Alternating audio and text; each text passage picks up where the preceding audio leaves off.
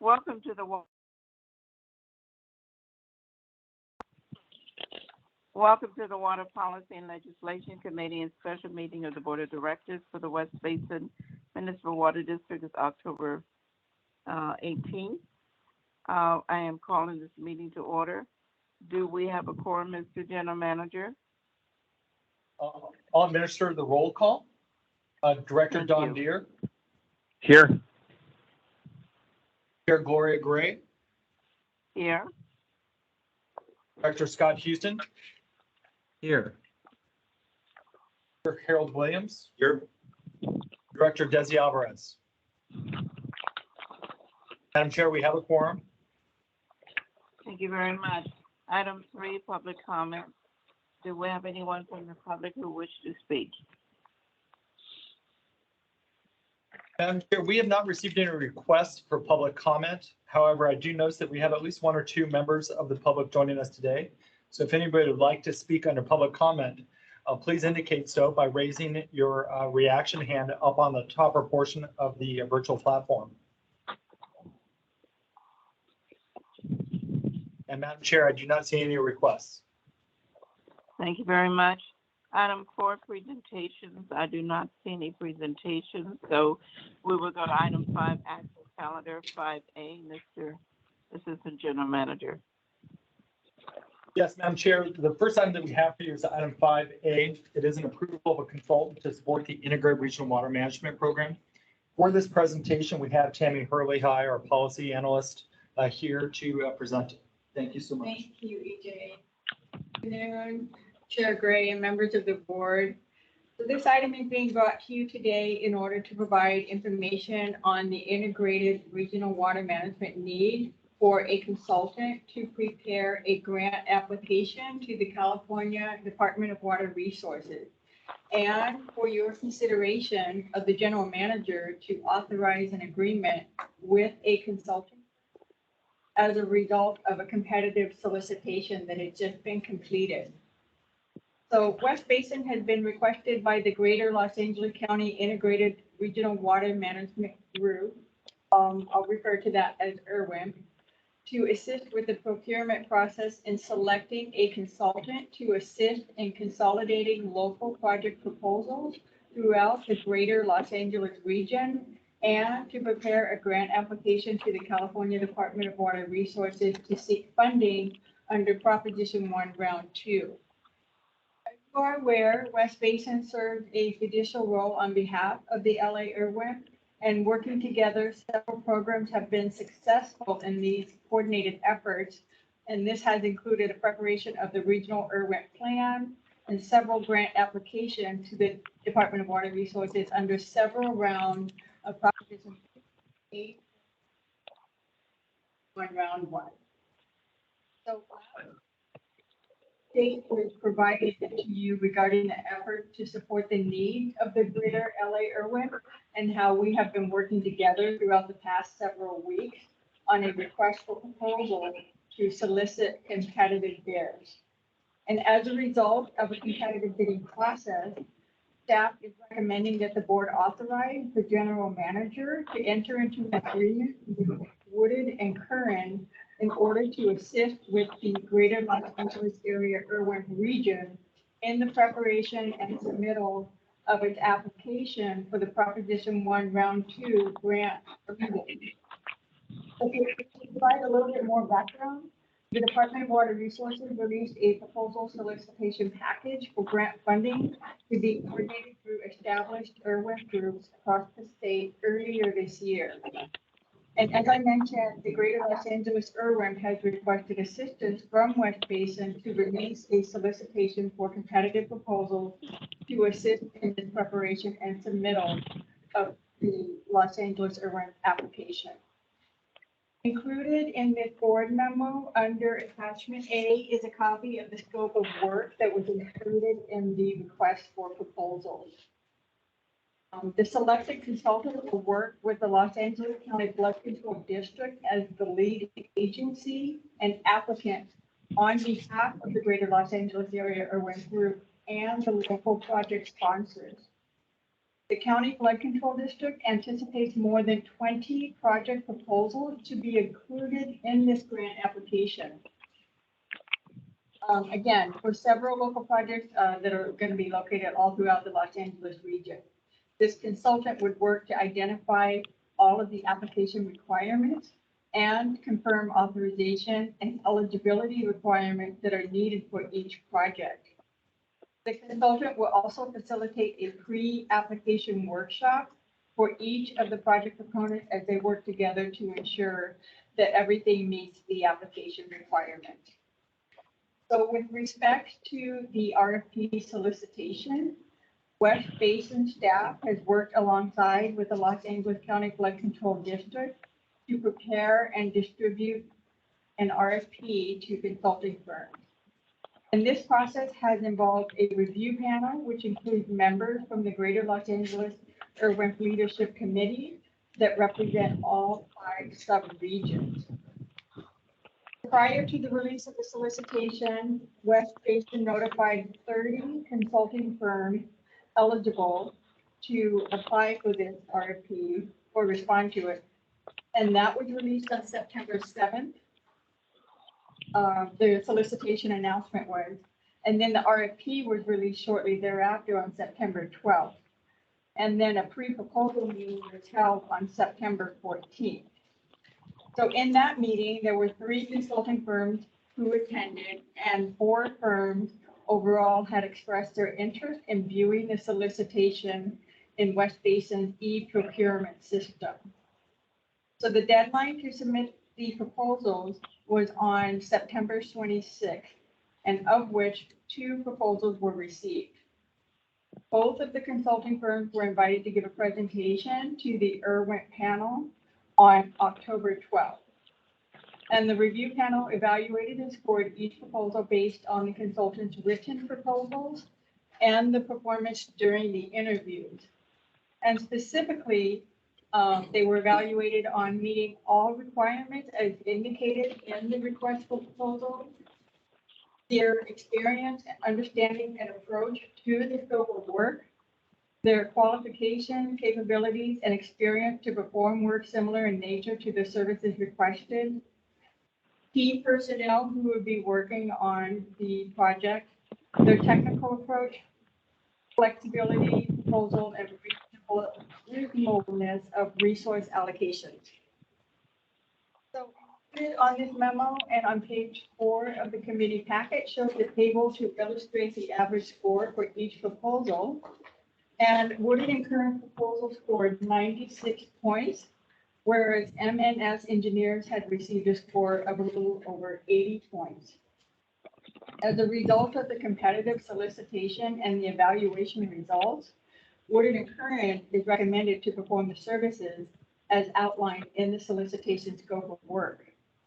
So therefore, staff is recommending that the board authorize the general manager to enter into an agreement for a 1-year term with Woodard and Curran in an amount not to exceed $130,000. And this would assist the Greater Los Angeles region in the preparation and submittal of its application to DWR. The selected consultant will also be brought to the Greater Los Angeles Urban Leadership Committee for their consideration and ratification as well. The Woodard and Curran proposal included a fee estimate of $105,456,000 that was based on 20 project proposals. However, after the review panel had evaluated everything, the leadership committee, they had expressed that the Greater Los Angeles Leadership Committee should be prepared to include additional backup projects for inclusion of DWR grant application based on what each subregion would submit. So the Greater Los Angeles IRWIMP Group will work with Woodard and Curran to negotiate their rate based on the different levels of support that would be needed for each local project. And they anticipate that the consulting fees are not to exceed $130,000. Regarding fiscal impacts, there are none to West Basin, as the funds for the consultant services will be included in the IRWIMP account that West Basin manages on behalf of the Greater Los Angeles region. So that is a summary of where we're at. And I would be happy to address any questions and would like to read the recommendation. So the recommendation is that the board authorize the general manager to enter into an agreement with Woodard and Curran to provide grant application services to the Greater Los Angeles County Integrated Regional Water Management Proposition 1 Round 2 for a term of 1 year from November 16, 2022 to November 15, 2023 for a total amount not to exceed $130,000. Thank you, Tammy. Are there any questions? No. Director Deere? No. No, thank you. All right, Director Williams? Yes, Madam Chair. I have a couple of questions here. Just curiosity. On this, the recommended consultant, Woodward and Curran,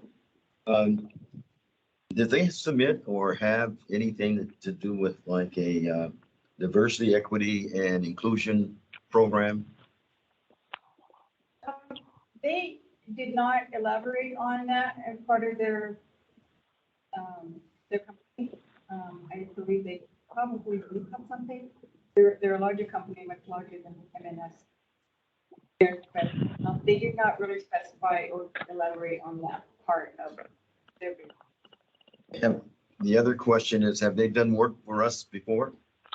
I mean, And we currently have, they have done this before in all of the applications prior to Irwin, which is another reason why their score was so high from the review panel, because they have experience not only with Greater Los Angeles, but in other Irwins across the state of California.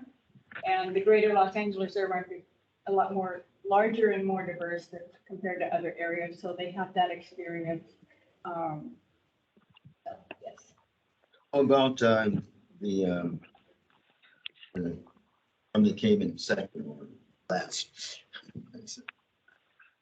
How about MNS? How did they fare in that area? They don't have experience in submitting the Irwin proposals or proposals on behalf of the Irwin group. They have more experience on submitting applications on behalf of an individual agency. And they were smaller applications, a little bit more focused to, per project. This is what scope of work included 20+ projects. And they had proposed that they would have a sub-consulting team. So basically 2 companies helping. So they felt very confident that they could perform the work. It is somewhat of a short timeline. The review panel had expressed want to make sure that everything is more done, expediently during this small time frame that we have in order to submit the grant application. Director Williams, if I could add, this is our West Basin's involvement with Integrated Regional Water Management has been a discussion for years, because we've always served in this fiduciary role on behalf of LA County and on behalf of the Greater LA County Integrated Regional Water Management. And the reason we've done that is because our involvement within the Greater LA County area has been very beneficial to West Basin, not only with the partnerships and the cooperation that we've been able to kind of instigate through that process, but we've also done extremely well as far as obtaining grant funds through the Integrated Regional Water Management. So what this really is it's part of a bigger picture. And while West Basin is bringing it forward for our board's review, we are just a small part of the Greater LA County area, a small part of the interview panel, a small part of the questions that are asked of all of the consultants. This consultant will come in and prepare a package of projects that we'll submit for this round that will include all of the different subregions from throughout the Greater LA County area. West Basin does chair one of those. We chair the South Santa Monica Bay, and we do have a project in there, so we're really excited there. We also participate in the North Santa Monica Bay, the Malibu area, and we potentially have a project there. So we would fare very well. And this is just to bring a consultant on board to package that up. And as Tammy mentioned, Woodard and Curran, they're very familiar with the greater LA County area. And so there are potentially savings because of all the work that they've done within the region in order to package that all up. So I did not personally sit on the panel, but it kind of becomes a part of a bigger picture when we're working at that level. So this would just simply be for the administrative portion of it as far as the contract goes. Again, we assist with that, but we rely on the greater good or the leadership committee and the county as far as the day-to-day management. Well, I understand that. But same time, I understand that opportunity is in everything that we do. And certain groups are excluded from these things for whatever kind of shrouded thing that we still should have an opportunity. It's still public money. And so we should all have an opportunity to participate. And whether it's for the greater region or for a small sub part of that, still should have an opportunity to participate. So the diversity, inclusion, and equity thing should always be included, because we don't want people to think that we don't think about it anymore, or we don't care anymore. That should be top of mind that we do, and we're watching. Okay, so this is why I bring it up. I'm not a voting member here, but I just want to let you know that I watch this stuff. We'll definitely note that. Right. All right, I just wanted to kind of add on some statements to the issue that Director Williams brought up.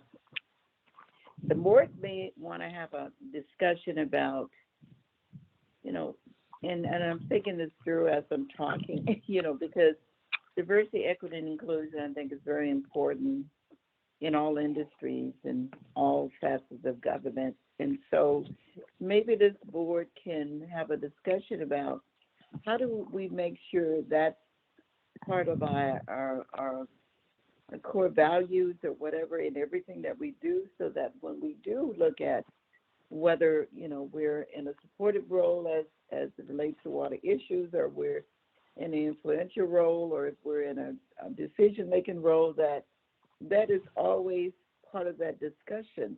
So I'd like to, and I'm not quite sure where this discussion would be had. Maybe it's water policy, maybe it's, I don't know where, but maybe the board can talk about that, coming up with some kind of resolution that says that anything that we do, that this is a value to us, that we believe in this. So maybe I'll defer to the general manager in terms of where we can have this kind of discussion and see whether the board would like to do that, because I think that's kind of an overarching issue, I think, for us who do believe in diversity, equity, and inclusion, that it is that thought, that is part of the thought process when we do talk about any issue. So Greg, do you, if Greg's not there, but EJ, do you have any Madam thoughts Chair, about what he I'm is, saying? Greg is here, and I'll allow him to speak and address this. Thank you, EJ, and thank you, Director Gray. I caught a part of the conversation here, and I'll just, articulate my support and full-throated support for diversity, equity, inclusion. And if I understand the conversation here, the board, the committee desires to have a conversation about how we can ensure that all of our procurement activities are embracing the best practices of diversity, equity, and inclusion in as far as the firms that we hire and the organizations that work for us, that they also uphold the best of diversity, equity, and inclusion within their own companies. And so I think what I'm hearing is the committee would like to have a broader discussion about how we can incorporate that into the district's policies. So if I'm hearing that correctly, absolutely, Yes. we can agendize that for policy discussion, perhaps at the Finance and Administration Committee. I could talk with the chair of that committee and see if that would be an appropriate location to have that policy discussion, and it can be brought forward to the full board for additional consideration. It may be, and I know finance is coming up sooner than circling back around with water policy, but maybe we can just have that discussion next month at water policy. Does that make sense rather than finance? Okay, and so if it's the desire of this committee to have that conversation, we could certainly do that here as well. Yeah. Director Deere, I think you're the member. Yes. Is that something that you think we could do? Yes, I agree. It's the idea, yes. Okay, thank you. Any other comments about it or any suggestions or reactions right now from any board member? Director Williams or Houston, any comments? Oh, just thanks for following up on that, you might say. All right, well, thank you for bringing it up. All right, then we will go to the next item. I think it's, I'm away from the agenda, but can you go to the next item, please? Happy to do so, Madam Chair. The next item we have, item 6A, it's our legislative update for the month of September 2022. And for this presentation, we have Matt Bay. Thank you, EJ. I'm now on page 9 of the agenda packet, and we'll actually be going to packet page 11 to look at the state report first.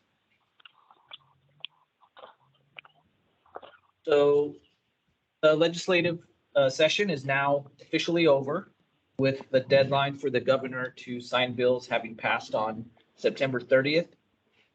The governor ended up with 1,166 bills sent to his desk, and he signed nearly 1,000 of them, vetoing 169 bills for a veto rate of nearly 15%, which is almost double the previous year's rate of 7.9%.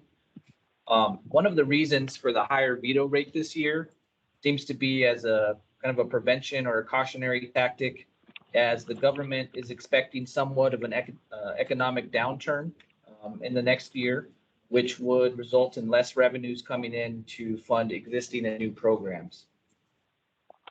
In many of the governor's veto messages, he did mention the budget as a reason for not signing the legislation.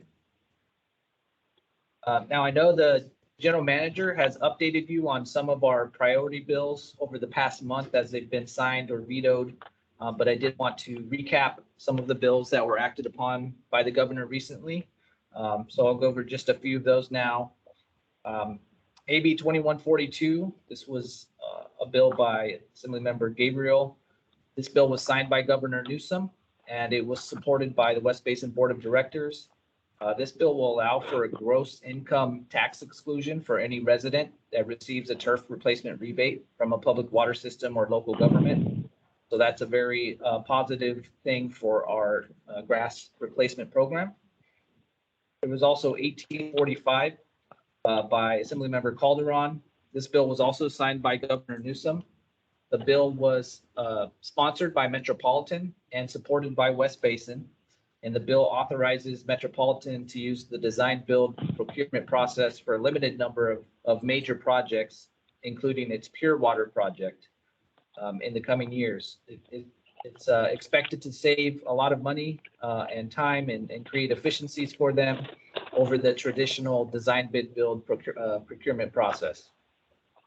The next one is AB 1655 by Assemblymember Jones Sawyer, a local representative. This was signed by Governor Newsom and also supported by West Basin's Board of Directors over the summer.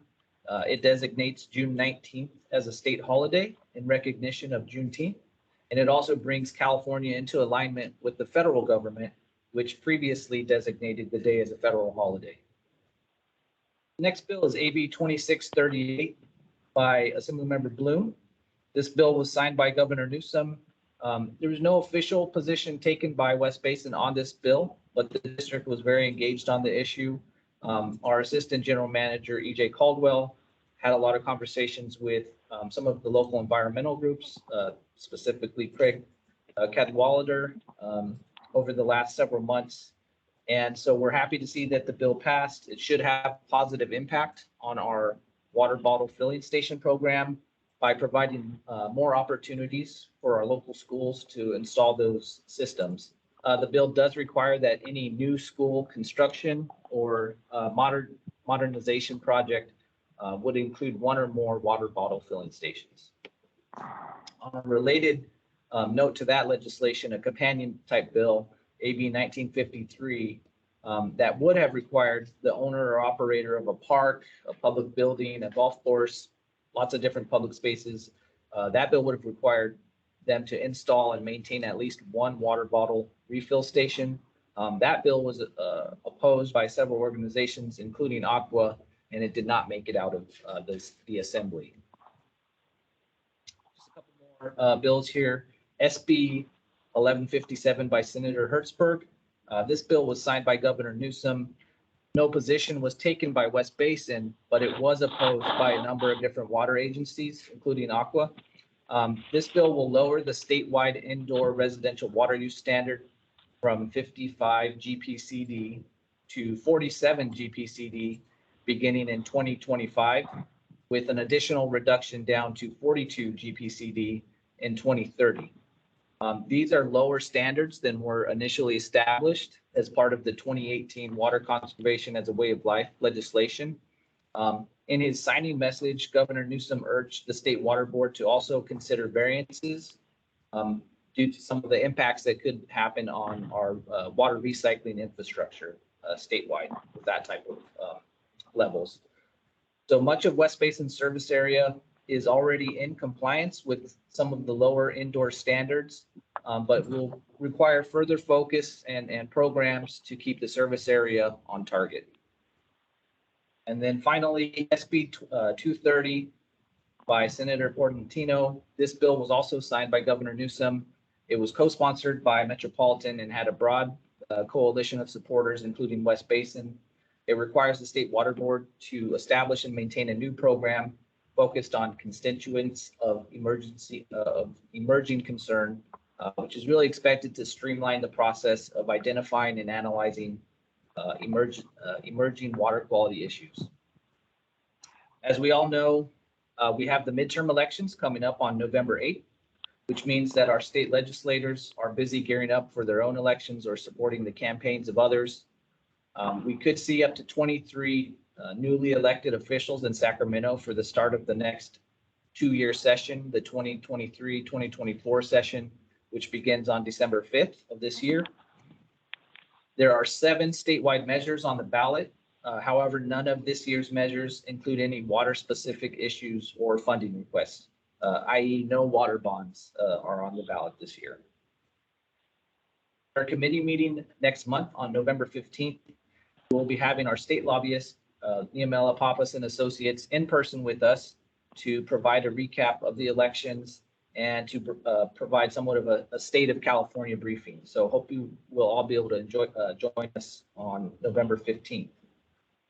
Once all of the elections have been decided, staff will be working with our lobbyists and the directors to put into place an outreach strategy that we can implement in the new year to make sure that we're connecting with our elected representatives, especially as we chart a course with our new water supply planning strategies.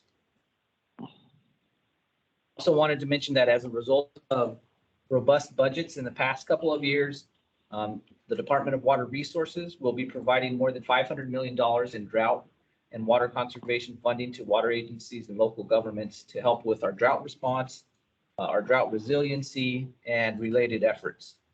$300 million of that will be available through the Urban Community Drought Relief Grant Program, which will include $75 million for turf replacement programs and $75 million for urban conservation measures.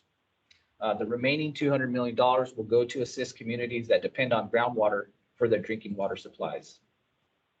West Basin staff is currently evaluating this funding opportunity and will be putting together a strategy for, potentially submitting an application that could allow the district to build upon our grass replacement, our water use efficiency, and our outreach programs in a collaborative and coordinated manner.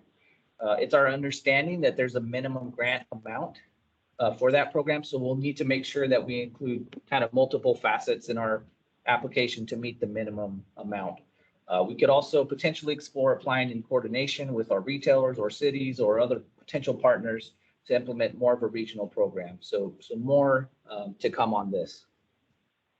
On other matters, the governor this week stated that the COVID-19 state of emergency will end next year on February 28, 2023, with a plan in place to start phasing out many of the associated programs and protocols that were instituted during the pandemic.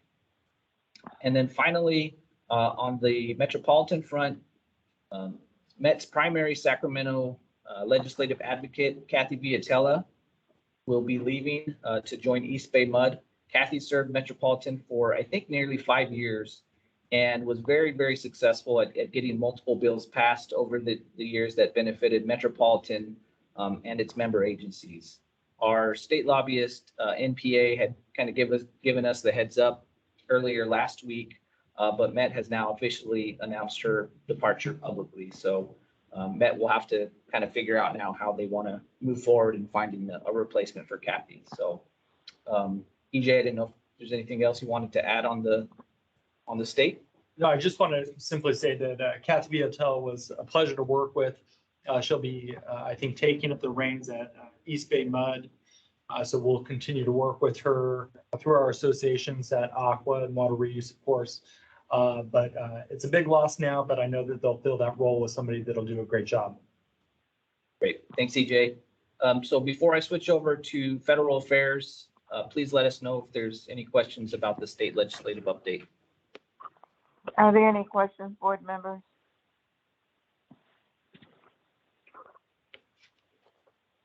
I don't hear anyone speaking. Thank you, Matt. I guess we can go on to the next item. Thank you. Okay. Thank you, Madam Chair.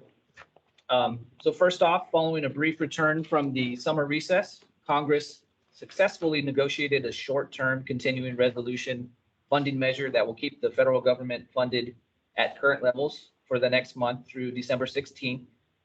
There was strong support in the Senate for the measure, with more of a closer vote in the House, as we would kind of. Excuse me, what agenda packet page are you on? Oh, I'm sorry. We are on packet page 42. Thank you. You're welcome. There was strong support in the Senate for the measure, closer vote in the House. With the temporary funding measure now in place, Congress has some time to make progress on the 12 appropriations spending bills for fiscal year 2023. However, how the midterm elections go could impact the timing of when the spending measures get approved. At this time, the House is projected to shift from Democrat to Republican majority, while the Senate could very much go either way. If both the House and the Senate were to flip over to Republican majorities, the chance of passing an omnibus spending bill would become more unlikely. But obviously the midterms still have to play out, so we will know a lot more in a month from now. Also, a lot of activity happening on the Colorado River at this time. Last week, the Department of the Interior announced a new program in the form of the Lower Colorado River Basin System Conservation and Efficiency Program. This program will pay up to $400 per acre foot for conserved water each year, which will be funded by the recently passed Inflation Reduction Act. The only states that can participate in this specific program are California, Nevada, and Arizona. Additional details about this program are provided in the monthly VSA report. In addition to the lower basin states, it was also announced the upper basin states would be receiving some money $500 million to fund system efficiency improvements in their part of the watershed. A couple of weeks ago, a letter was sent to the U.S. Bureau of Reclamation from several California water agencies that receive water from the Colorado River, pledging to reduce their water use by up to 400,000 acre feet per year in 2023 and continuing through 2026. Those four agencies include Metropolitan, Imperial Irrigation District, Coachella Valley Water District, and Palo Verde Irrigation District. In order to achieve the proposed savings, the coalition stated they would need to access funding available from the Inflation Reduction Act and other federal programs that would allow them to make voluntary conservation possible.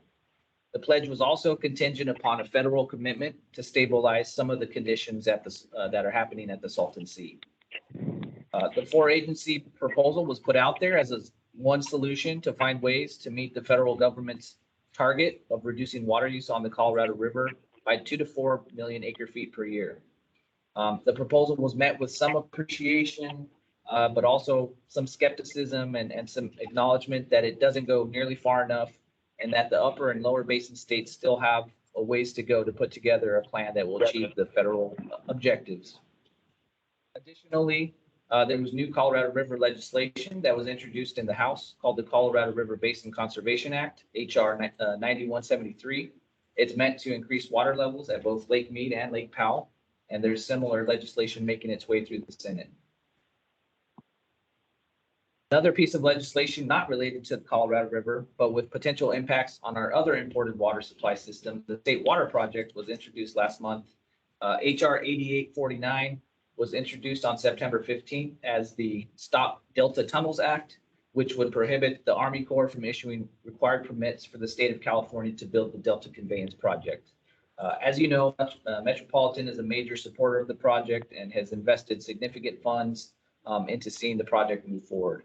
The bill was co-signed by several representatives from the Northern California and Bay Area, but has yet to advance anywhere beyond being introduced. So we'll keep an eye on that bill as well. With that, that concludes my federal report. Please let me know if you have any questions. Okay, thank you, Matt. Are there any questions?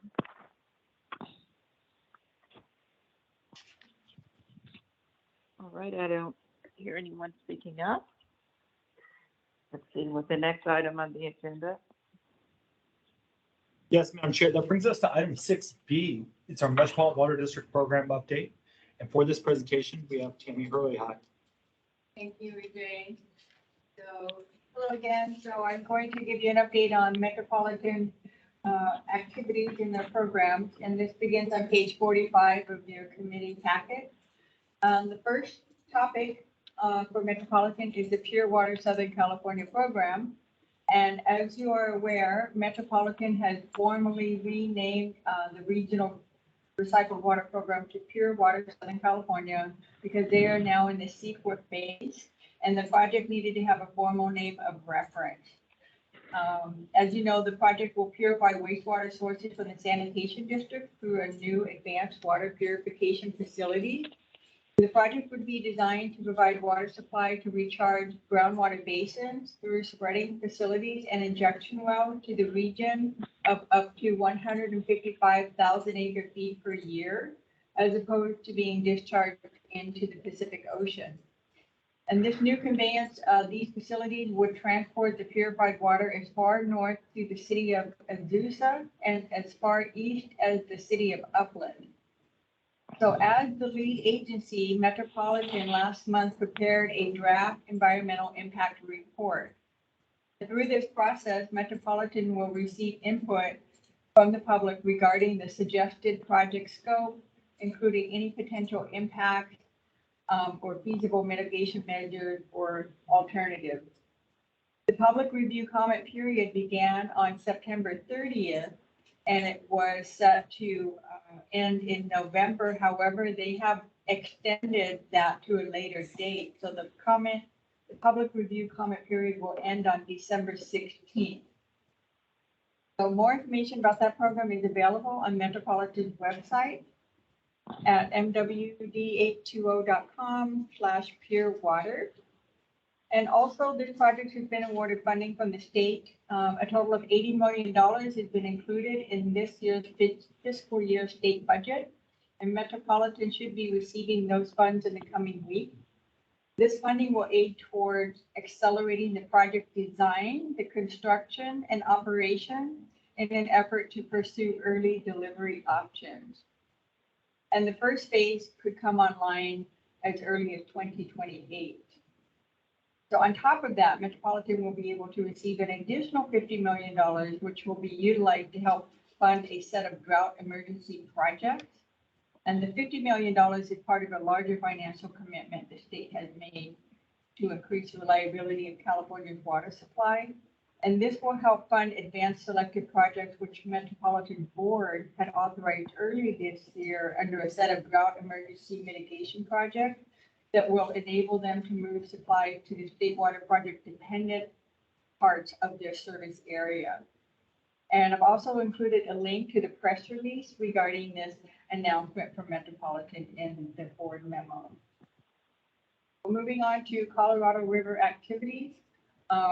Metropolitan has signed an MOU with other agencies, and you have heard, and this in an effort to make a commitment to increase water conservation and expand on water reuse. The Bureau of Reclamation has acknowledged the significant work and collaboration of the basin states so far and has committed to continue working with the basin states in an effort to roll out a plan for extraordinary conservation beginning 2023 through 2026. So yeah, Metropolitan has actively participated in the process and is committed to continuing to work through the process with the other Colorado River users in order to develop options that could be implemented next year in an effort to help slow down the declining lake of Lake Mead. That plan most likely would include additional conservation action throughout metropolitan service areas starting next year. And then next is the diversity, equity, and inclusion. The Metropolitan has formed a new diversity, equity, and inclusion DEI office, which is being resourced to properly address key areas of opportunity to advance Metropolitan's commitment in this area and to strengthen a culture transformation for long-term sustainable change. A couple of months ago, this office had launched its first ever diversity, equity, and inclusion forum in an effort to pave the path for future progress and also highlight Metropolitan's commitment and engage with a broad group of stakeholders. So moving forward, the Diversity, Equity, Inclusion Office is working to develop new modules, which they are planning to start implementing by January 2023.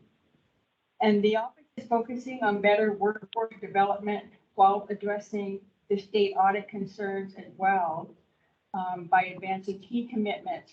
And for example, this includes a recent pledge made by their board titled the Equity Infrastructure, and also the future use of project labor agreements for construction projects. And the next item is the Equal Employment Opportunity Office. So earlier this year, the board had established a new structure for the Equal Employment Opportunity Office. And this office will be responsible for fact-finding and reports directly to the general manager. The vision of this office is to foster an environment where employees can represent any protected characteristic without discrimination, harassment, or retaliation in any aspect of employment. And this will build upon a culture where differences are celebrated, not just basically accepted. So there are 3 core principles that have been established to foster this vision, and they include awareness, integrity, and accountability. This office creates a heightened sense of awareness and harassment-free work environment, and they are committed to communicating openly and honestly. The Equal Employment Opportunity Office holds itself to the highest standard with a zero tolerance policy to strictly prohibit discrimination, harassment, and retaliation in any form. The office has continued to address the recommendations brought forth by the state audit and workplace climate report. The deadline to submit the response to the state auditor was June 20th, 2022, and Metropolitan was able to submit the response in a timely manner that has been accepted by the state auditor. And Metropolitan's Equal Employment Opportunity Office also submitted a recommendation earlier than the deadline of October 20th that included recommendation, which was also accepted by the state auditor. Next item is the Metropolitan Board Chair. At the October board meeting, earlier last week, Director Adon Ortega was elected to serve as a new chairman. And his term will begin January 1st, 2023 for a 2-year period. Nomination for board chair took place during the September executive committee meeting. And just a few items and look ahead on what Metropolitan will be reviewing and discussing in the coming months. So in November, there will be a nomination and election for the board secretary for a 2-year term. And then they will receive a presentation on the budget expenditure trend for this current fiscal year. Following that, in December, there will be an update on the climate action plan implementation. There will also be an item brought to the board regarding authorization of Colorado River Protection Volume Agreements. Another topic will be commencement of the Pure Water Southern California. And then they also plan to adopt legislative priorities and principles for 2023. And looking ahead into January, they're looking to receive an update on the Delta Conveyance Project follow-up workshop, and then an update on the acceleration activities of the Pure Water Southern California program. So that concludes the update for Metropolitan items. I can go into the water supply update if you'd like. There is a draft at the end of the report. Or if you have any answer any questions. Thank you, Tammy. Thank you for that report. Any questions, board members? All right, Tammy, please go to the next water supply. Thank you. Okay, thank you. So, yeah, at the end of this report, at the end of the committee packet is the attachment with the graphics for the current conditions. And on the first page, Page number? on the left side. Page number? Left side, yes. Page number. Page number? 56. 56. Thank you. Thank you. Sorry about that. So on the left side, green shaded area for the state water project, the Lake Oroville Reservoir shown is 36% of total capacity.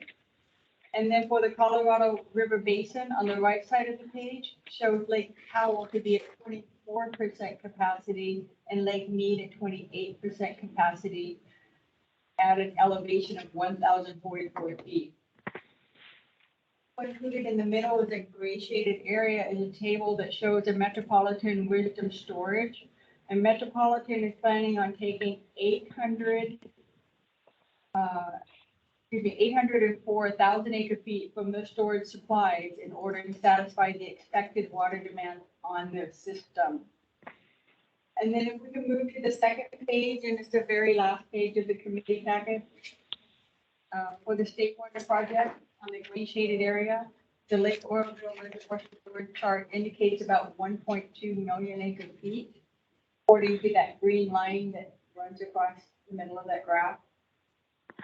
And for the upper Colorado system, the blue shaded area, on the upper right side corner, the Colorado River snowpack water content peaked in mid-March. Next to that box shows the upper Colorado precipitation to date, which is 28.8 inches, or otherwise 100% of normal. And just below that is Lake Powell's unregulated inflow, showing runoff into Lake Powell at 63% of normal. So in summary, the lower Colorado River Basin will be in a first ever level 2A shortage beginning January 2023. And under that shortage, Metropolitan will not be impacted. However, it is uncertain how the Bureau of Reclamation call will be to develop additional conservation and how that might impact Metropolitan. So more to come on that. In October begins a new water year. The past 3 years have represented the driest 3-year period and it breaks the old record that was set by the previous drought from 2013 to 2015. So that concludes this update, and I would be happy to address any questions. Thank you again. Are there any questions? No, thank you. All right, Guess not. thank you. All right, thank you, Tammy. All right, we'll go to item 7. Is there any closed session? Madam Chair, there are no closed session items today. Thank you. Director's comments, Director Deere. No comments. Good meeting. Thank you. Thank you, Director Williams. Oh, I have one other comment. What time is tomorrow's meeting? Tomorrow's meeting is at 11:30 for finance. Is that correct, staff? EJ? That is correct, Great. Madam Chair. 11:30. Thank you. 11. Director Williams, do you have comments? No, thank you. All right, Director Houston. No comments. All right, thank you. My comment is again, thank you to staff for always having thorough reports. And are there any future items? Ms. General Manager, do you have any comments? Any future general items that you're aware of? Madam Chair, I'm happy to work with the Office of the General Manager, Greg Reed, as far as bringing back the DEI item that you requested. Perfect, thank you. All right, with that, this meeting is adjourned. Thank you very much for everyone attending, public and board members and staff. Thank you. Bye-bye. Director Gray, give me a call at your convenience. I will, thank you. Thank you. Bye. Thank you. Thank you, directors.